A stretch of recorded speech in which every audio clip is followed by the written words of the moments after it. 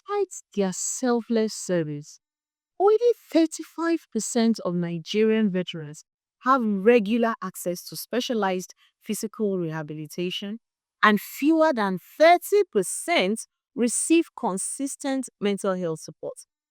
Former Chief of Army Staff Lieutenant General Yusuf Buratai, retired, once said, "Our veterans deserve the best care for their sacrifices that they have made."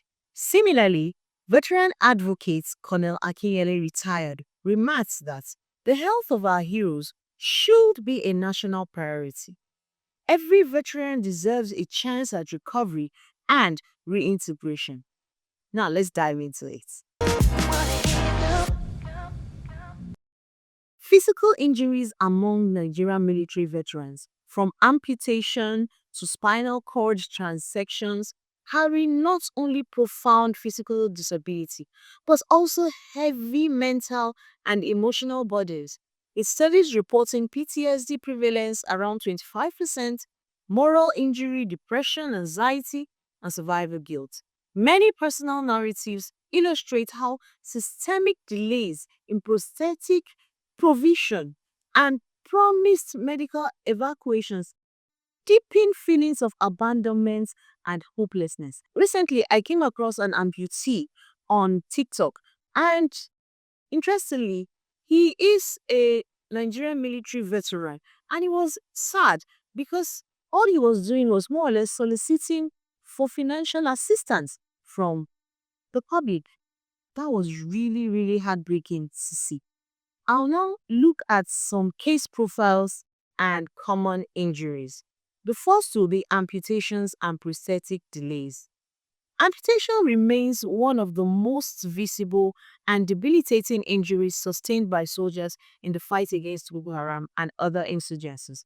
Studies of Nigerian amputees reveal high rates of psychosurgical distress, increased anxiety, depression, and of course, body image disturbance.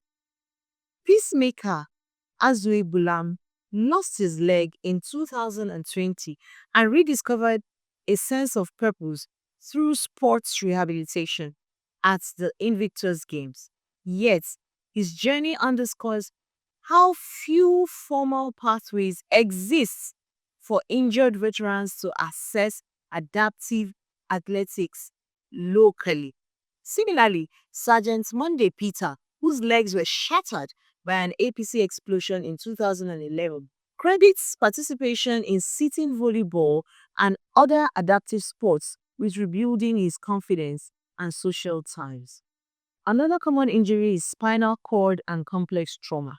Not all injuries are immediately visible. Lance Corporal Itodo David suffered a complete spinal cord transection in September 2020 and has remained bedridden at the 44 Nigerian Army Reference Hospital in Kaduna State, lamenting broken promises of foreign evacuation and specialized surgery. Similar stories abound. Although the Army officially denies neglect, citing ongoing conservative management and physiotherapy, the lack of clear timelines and specialized interventions fuels frustration and hopelessness among similar injured personnel. Beyond amputation and paralysis, many veterans endure burns, blast injuries, and complex polytrauma requiring multidisciplinary care for them. A hospital-based Enugu study of orthopedic patients demonstrated a strong link between physical trauma, PTSD, and emotional distress, significantly influenced by the adequacy of social support. Now let's look at emotional and mental fallout of these physical injuries. Among military personnel hospitalized for complex combat injuries, nearly one quarter meet criteria for PTSD, a rate mirroring findings across conflict zones. Beyond fear-based trauma, moral injury arises when soldiers' wartime actions clash with their personal or cultural values. Case reports from northeastern Nigeria document veterans wrestling with guilt, shame, and existential crisis alongside PTSD symptoms. And this is quite common. It also leads to depression, anxiety, and substance abuse. Depression frequently co occurs with PTSD, while anxiety and sleep disturbances compound daily challenges. Some veterans turn to alcohol or cannabis just to numb emotional pain, inadvertently risking substance use related harms. This self medication often goes undetected as many facilities lack protocols for routine mental health screening among injured veterans and soldiers. Another issue would be isolation, stigma, and survival guilt. Feelings of survival guilt, like, why did I leave when others died, can exacerbate social withdrawal and heighten the risk of self harm. Cultural stigma around mental illness in Nigeria, where supernatural attributions remain common, further discourages help seeking. Without empathetic, culturally attuned outreaches, many veterans suffer in silence. Now, let's explore the barriers to comprehensive care. The first will be under resourced rehabilitation infrastructure. The 44 Nigerian Army Reference Hospital in Kaduna, the country's sole Army referral center, often sees wounded soldiers waiting months, even years, for prosthetic fitting or specialist input.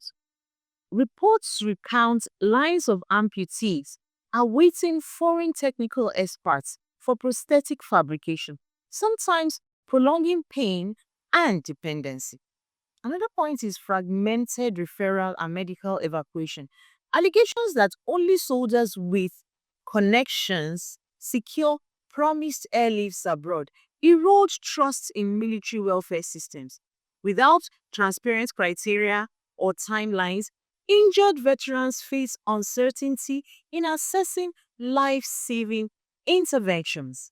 Now, what is the way forward? 1. Establish a veteran rehabilitation authority. Create a joint Ministry of Defense, Ministry of Health, Veterans Affairs Directorate to coordinate medical evacuation, prosthetic services, and psychosocial care, ensuring accountability and transparent referral protocols. Expand and upgrade local rehabilitation facilities. Build on Journey's equipment aid that is ongoing by scaling extended physical rehabilitation centers nationwide that are complete with prosthetic fabrication units, physiotherapy gyms, and adaptive sports facilities to reduce reliance on foreign dispatches. The third point would be to integrate physical and mental health care. Co-locate mental health professionals within trauma and orthopedic wards.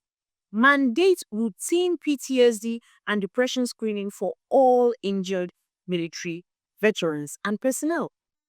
I would also strongly suggest public education and anti-stigma campaigns be carried out.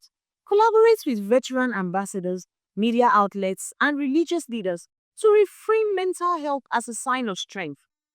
Share survival testimonials to normalize help seeking and dismantle prevailing supernatural myths in Nigeria around mental health issues.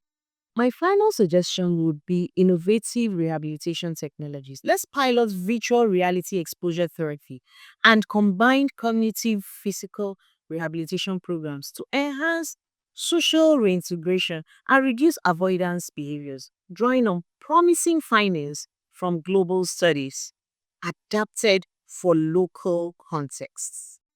The journey from battlefield injury to renewed purpose is neither swift nor easy for Nigerian military veterans. However, with coordinated policy action, targeted investments, and compassionate community engagement, we can transform systemic shortcomings into a comprehensive wound to wellness continuum, honoring those who served with dignity, care, and hope they so richly deserve.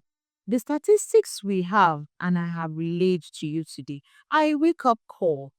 Our veterans, the very backbone of our nation, deserve comprehensive care that supports both physical and mental well being.